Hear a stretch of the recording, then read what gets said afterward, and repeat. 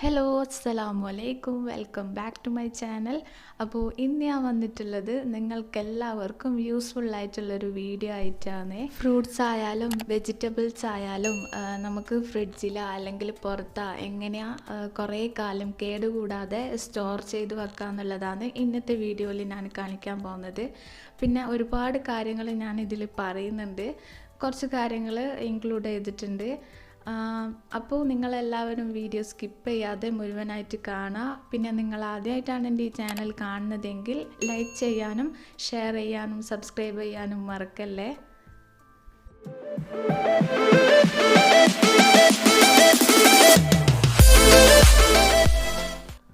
ആദ്യം തന്നെ ഞാൻ കുറച്ചധികം സാധനമെല്ലാം വാങ്ങിയിട്ടുണ്ടായിന്. അപ്പോൾ ഞാൻ എങ്ങനെയാണ് ഈ ഫ്രൂട്ട്സും വെജിറ്റബിൾസും എല്ലാം ഫ്രിഡ്ജിൽ സ്റ്റോർ ചെയ്ത് വെക്കൽ എന്നുള്ളത് ഇതിൽ ഞാനെല്ലാം ഡീറ്റെയിൽഡായിട്ട് കാണിക്കുന്നുണ്ട്. ആദ്യമെല്ലാം എനിക്ക് പെട്ടെന്ന് കേട് വന്ന് അങ്ങനെയെല്ലാം വേസ്റ്റായി പോക്കുണ്ടേനു. പക്ഷേ ഇങ്ങനെ ചെയ്യാൻ തുടങ്ങിയത് മുതൽ എനിക്ക് ഭയങ്കര യൂസ്ഫുള്ളായിട്ട് തോന്നിയിട്ടുണ്ട് കേട്ടോ.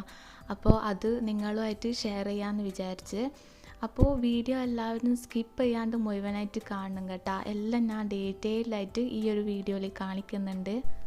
അധിക പേരും സ്ട്രോബെറി എല്ലാം ഇതേപോലെ തന്നെയാണ് ബോക്സിൽ ഫ്രിഡ്ജിൽ സ്റ്റോർ ചെയ്ത് വെക്കൽ.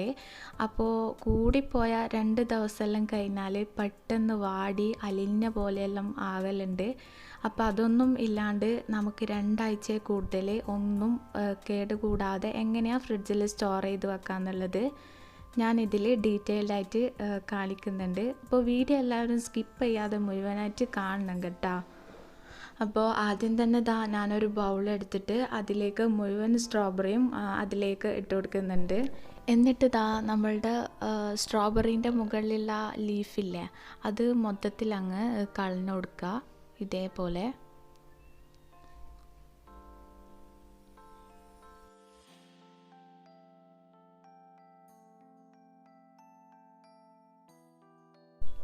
അപ്പോൾ സ്ട്രോബെറി എല്ലാം മൊത്തത്തിൽ ഞാൻ ലീഫെല്ലാം കളഞ്ഞ് എല്ലാം ക്ലീൻ ആക്കി എടുത്തിട്ടുണ്ട്. ഇനിയിപ്പം നമുക്കിത് നല്ലോണം കഴുകിയെടുക്കണം. സാധാ നോർമൽ വെള്ളത്തിൽ നല്ലോണം കഴുകി ക്ലീൻ ആക്കി എടുക്കണം. അധികം കൈ വെച്ച് പ്രസ് ചെയ്തിട്ട് അങ്ങനെ കഴുകിയെടുക്കൊന്നും വേണ്ട. ജസ്റ്റ് നമ്മൾ കൈ വെച്ചിട്ട് എന്താ പറയുക, മൊത്തത്തിലൊന്നങ്ങ് വാഷ് ചെയ്തെടുത്താൽ മതി. ഞാനിതെല്ലാം നല്ലോണം കഴുകി എടുത്തിട്ടുണ്ട് കേട്ടോ. നമ്മൾ വെള്ളം നല്ലോണം ഊറ്റിയെടുക്കണം. ഒരു പൊടി വെള്ളം ഉണ്ടാകാൻ പാടില്ല.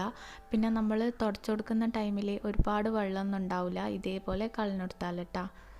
അപ്പോൾ നല്ലോണം കഴുകി ക്ലീനാക്കി എടുത്തിട്ടുണ്ട്. അടുത്തതായിട്ട് നിങ്ങൾ സ്റ്റോർ ചെയ്ത് വെക്കാൻ ഉദ്ദേശിക്കുന്ന ഒരു ബോക്സ് എടുക്കുക. അതിലേക്ക് ഇതേപോലൊരു ടിഷ്യൂ പേപ്പർ അങ്ങ് വെച്ച് കൊടുക്കുക, മൊത്തത്തിൽ കവർ ആകുന്ന രീതിയിൽ.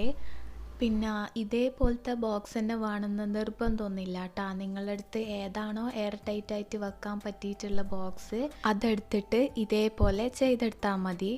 ഇനിയിപ്പം ഞാൻ നല്ലോണം കഴുകി ക്ലീനാക്കി എടുത്തിട്ടുള്ള സ്ട്രോബെറി ഇതേപോലൊരു ടവൽ വെച്ചിട്ട് എല്ലാം ഒന്ന് തുടച്ചെടുക്കുന്നുണ്ട്. അതിലുള്ള വെള്ളം മൊത്തത്തിൽ തുടച്ചെടുക്കണം കേട്ടോ. നല്ല ഡ്രൈ ആക്കി എടുക്കണം. എന്നിട്ട് നമ്മൾ ടിഷ്യൂ പേപ്പർ വെച്ചിട്ടുള്ള ബോക്സിലേക്ക് ഇത് അങ്ങ് വെച്ച് കൊടുക്കുക. മൊത്തത്തിൽ ഇതേപോലെ സ്ട്രോബെറി ഡ്രൈ ആക്കി എടുത്തിട്ട് വേണം വെച്ച് കൊടുക്കാനും വേണ്ടിയിട്ട്. അപ്പോൾ ഞാൻ ഫസ്റ്റ് സെക്ഷന് ഇതേപോലെ മൊത്തത്തിൽ നല്ലോണം ഡ്രൈ ആക്കിയിട്ട് വെച്ച് കൊടുത്തിട്ടുണ്ട്. പിന്നെ നമ്മൾ വെച്ച് കൊടുക്കുന്ന ടൈമിൽ കുറച്ചധികം സ്ട്രോബെറി എല്ലാം ഉണ്ടെന്നുണ്ടെങ്കിൽ നല്ല ടൈറ്റ് ആക്കിയിട്ട് വെച്ച് കൊടുക്കണ്ട കേട്ടോ. ഇതേപോലെ കുറച്ച് സ്പേസ് ആക്കിയിട്ട് വെച്ച് കൊടുക്കുക. എന്നിട്ട് അതിൻ്റെ മുകളിലേക്കായിട്ട് ഒരു ടിഷ്യൂ പേപ്പറും കൂടി വെച്ചിട്ട് ബാക്കിയുള്ളതും കൂടി ക്ലീൻ ആക്കിയിട്ട് ഇതേപോലെ അതിൻ്റെ മുകളിലേക്ക് വെച്ച് കൊടുത്താൽ മതി. പിന്നെ ഇത് നമ്മൾ സാധാ ഫ്രിഡ്ജിൽ സ്റ്റോർ ചെയ്യാനും വേണ്ടിയിട്ടല്ലേ. അപ്പോൾ ഇത് ഇങ്ങനെ ചെയ്തെടുക്കുകയെന്നുണ്ടെങ്കിൽ കൂടിപ്പോയ 2 ആഴ്ച വരെ എല്ലാം ഇങ്ങനെ കേടുകൂടാണ്ട് നമുക്ക് യൂസ് ചെയ്യാൻ പറ്റും കേട്ടോ. പിന്നെ കുറച്ചധികം സ്ട്രോബെറി എല്ലാം ഉണ്ടെന്നുണ്ടെങ്കിൽ ഇതേപോലെ കഴുകി ക്ലീനാക്കി എടുക്കുക. എന്നിട്ട് മൊത്തത്തിൽ തുടച്ച് ഡ്രൈ ആക്കുക. എന്നിട്ടൊരു പാക്കറ്റിലാക്കിയിട്ട് നമുക്ക് ഫ്രീസറിലും സ്റ്റോർ ചെയ്ത് വെക്കാം കേട്ടോ.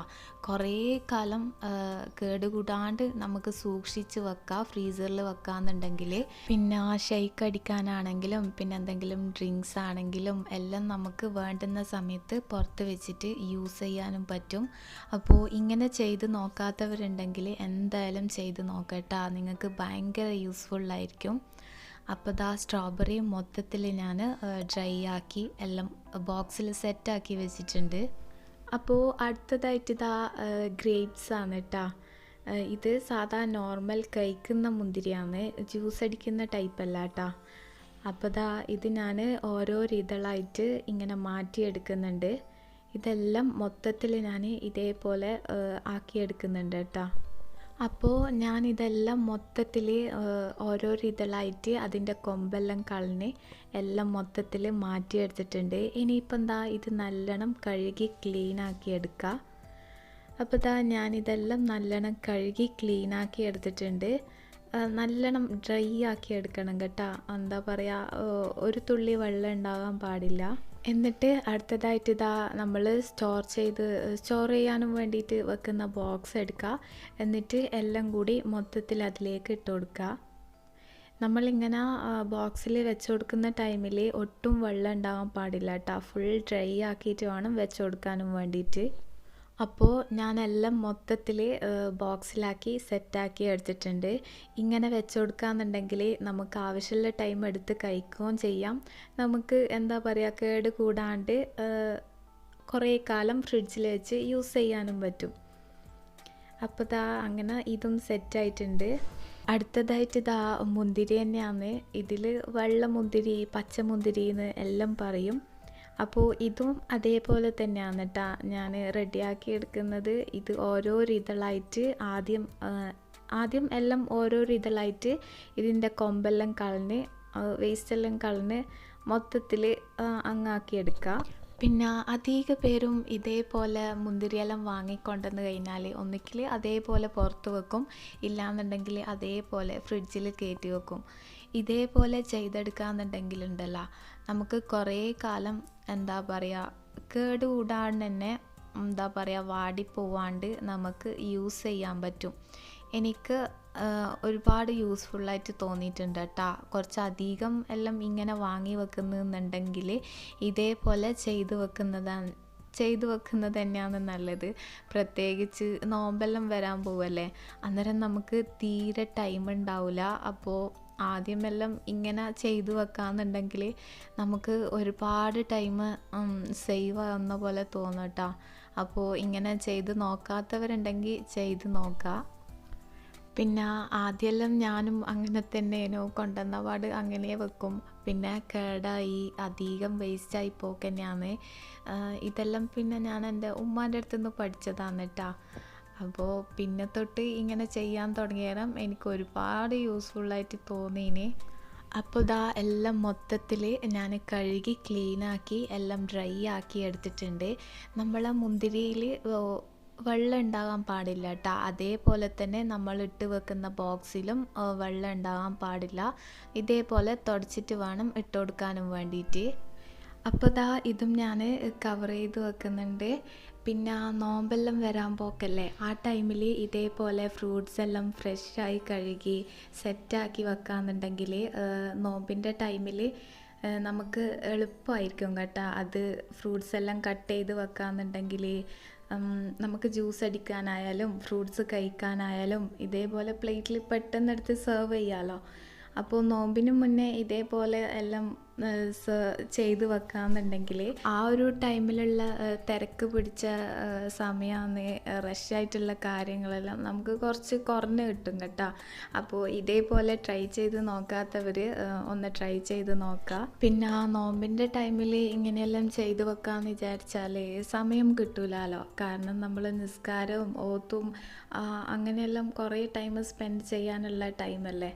അപ്പോൾ നോമ്പിന് മുന്നേ ഇങ്ങനെയെല്ലാം ചെയ്ത് വെക്കാമെന്നുണ്ടെങ്കിൽ നമുക്ക് കുറേ യൂസ്ഫുള്ളായിരിക്കും കേട്ടോ. ഇത് മാത്രമല്ല, എന്താണെങ്കിലും ഇതേപോലെ നമ്മൾ ക്ലീനിങ് ആയാലും എല്ലാം നോമ്പിന് മുന്നേ എല്ലാം സെറ്റ് ചെയ്ത് വെക്കുക. ഇനിയിപ്പോൾ എന്താ അടുത്തത് ഓട്സാണ്. നിങ്ങൾ കുറച്ചധികം എല്ലാം ഓട്സ് വാങ്ങി വെക്കുന്നുണ്ടെങ്കിൽ ഇങ്ങനെ ഇതേപോലെ ഒരു ബോക്സിൽ ഇട്ടിട്ടാകുമ്പം ഫ്രിഡ്ജിൽ സ്റ്റോർ ചെയ്ത് വെക്കുക. അങ്ങനെയാകുമ്പം നമുക്ക് കുറേ കാലം, ഒരു മാസം അല്ലെങ്കിൽ അതിൽ കൂടുതലെല്ലാം എല്ലാം നമുക്ക് പോയി പോവാണ്ട് ഫ്രിഡ്ജിൽ സ്റ്റോർ ചെയ്ത് വെക്കാൻ പറ്റും കേട്ടോ. കുറച്ചധികമെല്ലാം വാങ്ങി പുറത്ത് സ്റ്റോർ ചെയ്ത് വെച്ചാൽ കുറച്ച് കാലം കഴിഞ്ഞാൽ പെട്ടെന്ന് പോയി പോകാനുള്ള ചാൻസ് ഉണ്ട്. അപ്പോൾ നിങ്ങൾ ഇതേപോലെ ഒരു ബോക്സിലാക്കിയിട്ട് ഫ്രിഡ്ജിൽ സ്റ്റോർ ചെയ്ത് വെക്കുക. നമുക്ക് കുറേ കാലം കേടുകൂടാണ്ട് എന്താ പറയുക യൂസ് ചെയ്യാൻ പറ്റും. ഇനി അടുത്തതായിട്ട് നമുക്കെല്ലാവർക്കും എപ്പോഴും ഏത് സമയത്തും ആവശ്യമുള്ള സാധനമാണ് വെളുത്തുള്ളി. ഇതിപ്പം ഞാൻ ഇതേപോലെ ഓരോ ഇതളായിട്ട് മാറ്റിയെടുത്തിട്ടുണ്ട്. എന്നിട്ട് നല്ലോണം കഴുകി ക്ലീനാക്കി എടുത്തിട്ടുള്ളതാണ് കേട്ടോ. എന്നിട്ട് ഇതേപോലൊരു ടവൽ വെച്ചിട്ട് നല്ലോണം ഡ്രൈ ആക്കി എടുക്കുക. നല്ലോണം ഡ്രൈ ആക്കി എടുക്കണം കേട്ടോ, വെള്ളം അതിലുണ്ടാവാൻ പാടില്ല. പിന്നെ നമ്മൾ സാധാരണ വെളുത്തുള്ളി വാങ്ങിക്കഴിഞ്ഞാൽ ഓരോ ട്യൂബായിട്ട് അങ്ങനെ തന്നെ വെക്കല്ല ചെയ്യുക. ഇതേപോലെ ഓരോ ഇതളാക്കി എടുക്കുക.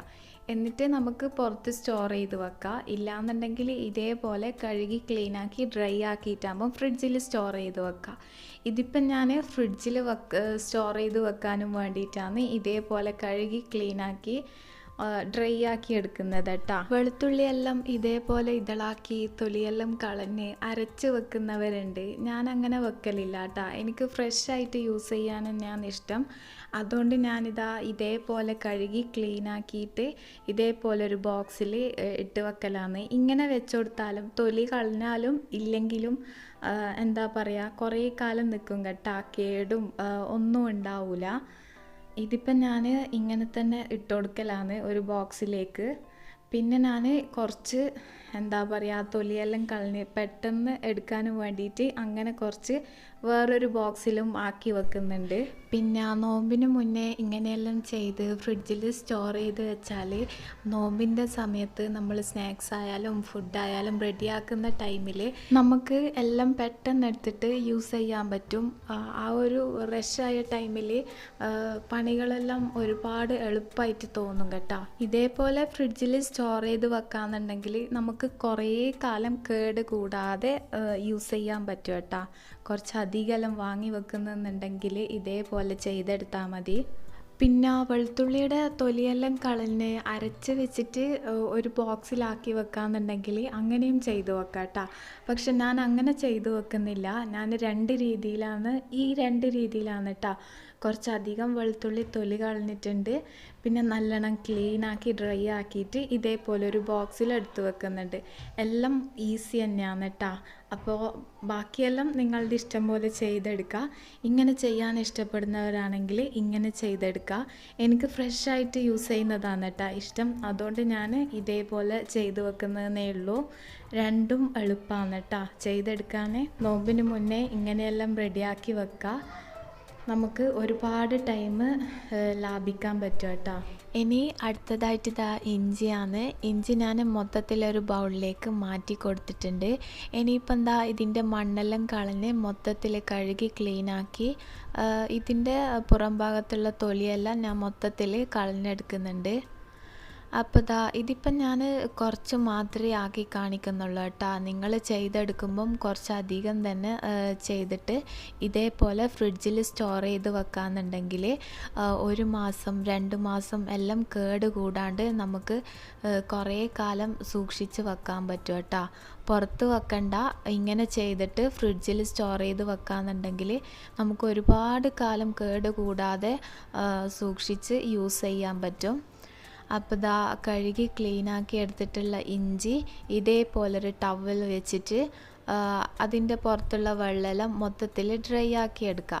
എന്നിട്ട് വേണം നമ്മൾ ആ ബോക്സിലേക്ക് വെച്ച് കൊടുക്കാൻ വേണ്ടിയിട്ട്. ഒരു തുള്ളി വെള്ളം ഉണ്ടാകാൻ പാടില്ല. ഇതേപോലെ നല്ലോണം തുടച്ച് ഡ്രൈ ആക്കി എടുത്തിട്ട് വേണം ഇഞ്ചി ബോക്സിലേക്ക് വെച്ച് കൊടുക്കാനും വേണ്ടിയിട്ട്. പിന്നെ ഞാൻ നേരത്തെ പറഞ്ഞില്ലേ എനിക്ക് ഫ്രഷ് ആയിട്ട് യൂസ് ചെയ്യാനാണ് ഇഷ്ടമെന്ന്.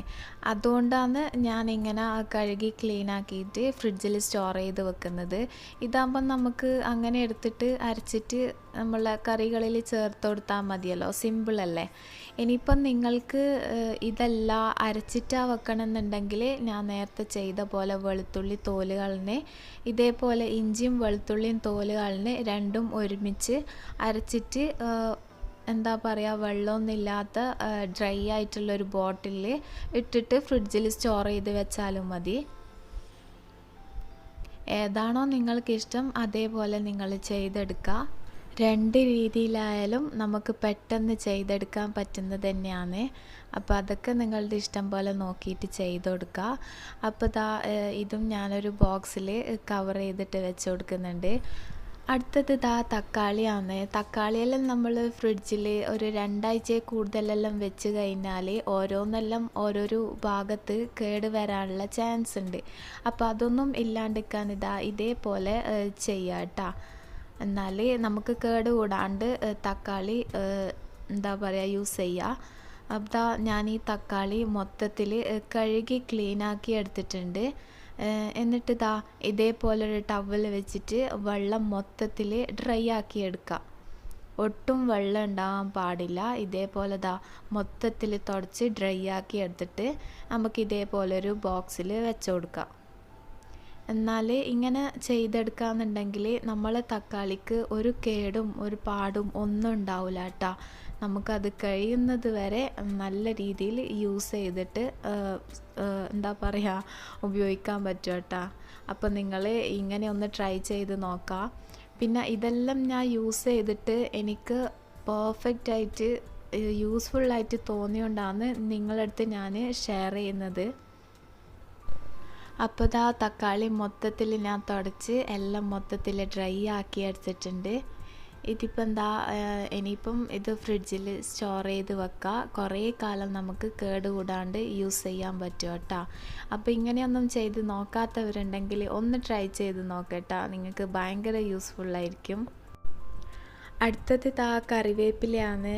പിന്നെ ഇതെല്ലാം ഞാൻ ഓൾറെഡി ചെയ്ത് വെച്ചതാണ് കേട്ടോ. പിന്നെ നിങ്ങൾക്ക് കാണിച്ചു തരാനും വേണ്ടിയിട്ടാണ് ഇങ്ങനൊരു വീഡിയോ എടുത്തത്. അപ്പോൾ ഇത് 2-3 ആഴ്ചയായി കേട്ടോ ഈ ഒരു കറിവേപ്പില ഞാൻ യൂസ് ചെയ്യാൻ തുടങ്ങിയിട്ട്. ഇതിപ്പം വാങ്ങിയ പോലെ തന്നെ നല്ല ഫ്രഷ് ആയിട്ട് ഉണ്ട്. ഇപ്പോൾ നിങ്ങൾ കറിവേപ്പില വാങ്ങിക്കഴിഞ്ഞാൽ ഇതേപോലെ ഓരോ ഇതളായിട്ട് നിങ്ങൾക്ക് ഏതിലാണോ വെക്കാൻ യൂസായിട്ട് തോന്നുന്നത് എയർ ടൈറ്റ് ആയിട്ടുള്ള കണ്ടെയ്നറിൽ വെക്കണം കേട്ടോ. കറിവേപ്പില വെക്കുന്ന ടൈമിൽ എയർ ടൈറ്റ് ആയിട്ടുള്ള കണ്ടെയ്നറിൽ വെച്ച് കൊടുക്കുക. എന്നാൽ നമുക്ക് ഇതേപോലെ വാടിപ്പോവാണ്ട് ഒരുപാട് കാലം യൂസ് ചെയ്യാൻ പറ്റും. അതേപോലെ തന്നെ കാഷ്യൂ നട്ട്സ് ബദാം അങ്ങനെയെല്ലാം ഫ്രിഡ്ജിൽ സ്റ്റോർ ചെയ്യുന്നതാണ് കേട്ടോ നല്ലത്. കുറച്ച് അധികം ഉണ്ടെങ്കിൽ ഫ്രിഡ്ജിൽ സ്റ്റോർ ചെയ്യുന്നത് തന്നെയാണ് നല്ലത്. അതാകുമ്പോൾ നമുക്കൊരു 4-5 മാസമെല്ലാം കേടുകൂടാണ്ട് പോവാണ്ട് നമുക്ക് യൂസ് ചെയ്യാം. അപ്പോൾ ഈ ഒരു വീഡിയോ ഇവിടെ വെച്ചിട്ട് ഞാൻ നിർത്തുക. ഇതിൻ്റെ ബാക്കി പാർട്ടും കൂടി ഉണ്ട് കേട്ടോ. അപ്പോൾ അത് മൊത്തത്തിൽ ഈ ഒരു വീഡിയോയിൽ കാണിക്കാമെന്നുണ്ടെങ്കിൽ ഈ വീഡിയോ ഒരുപാടങ്ങ് ലെങ്തായി പോവും. അപ്പോൾ ആ ഒരു വീഡിയോ നെക്സ്റ്റ് വീഡിയോ ആയിട്ട് ഞാൻ കാണിക്കുന്നതാണ് കേട്ടോ. ഇതിൻ്റെ ബാക്കി പാർട്ട് നെക്സ്റ്റ് വീഡിയോ ആയിട്ട് ഞാൻ അപ്ലോഡ് ചെയ്യുന്നതായിരിക്കും. അപ്പോൾ ഈ ഒരു വീഡിയോ നിങ്ങൾക്ക് എല്ലാവർക്കും യൂസ്ഫുള്ളാണെന്ന് ഞാൻ വിചാരിക്കുന്നു. പിന്നെ നിങ്ങൾക്ക് എല്ലാവർക്കും എൻ്റെ വീഡിയോ ഇഷ്ടമായിട്ടുണ്ടെങ്കിൽ ഉറപ്പായിട്ടും ലൈക്ക് ചെയ്യാനും ഷെയർ ചെയ്യാനും സബ്സ്ക്രൈബ് ചെയ്യാനും മറക്കരുത്. ഇനിയും ഇതേപോലെ അടിപൊളി വീഡിയോസും റെസിപ്പീസും വ്ളോഗ്സും ഒക്കെ ആയിട്ട് ഞാൻ വീണ്ടും വരുന്നതായിരിക്കും. Bye bye.